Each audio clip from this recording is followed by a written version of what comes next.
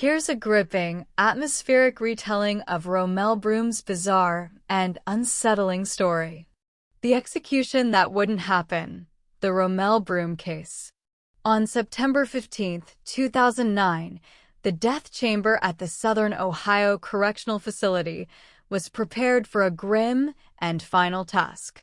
Rommel Broom, convicted of abducting, raping, and murdering 14-year-old Trina Middleton in 1984, had exhausted his appeals.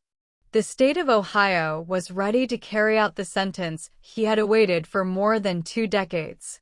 Please subscribe to the channel for more. But what unfolded that day became one of the most surreal moments in American death penalty history. The lethal injection team escorted Broom into the chamber. Witnesses waited in the adjoining room as the execution clock began ticking. Yet, almost immediately, a problem emerged. Officials couldn't find a usable vein. For 2 hours, prison staff poked and prodded his arms, legs, and hands.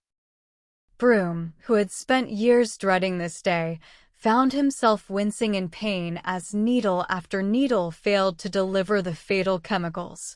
According to reports, he even tried to help, turning his arms and shifting his body to make veins more visible. But nothing worked. Eventually, Governor Ted Strickland intervened, calling off the execution, an unprecedented act in modern U.S. history. Broom became the only known American death row inmate to survive a botched lethal injection attempt and be returned to his cell alive. He later recounted the ordeal, describing it as a medical execution gone wrong, and fought to prevent the state from trying again, arguing that a second attempt would be cruel and unusual punishment under the Constitution.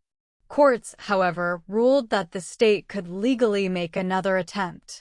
Rommel Broom never faced the needle again.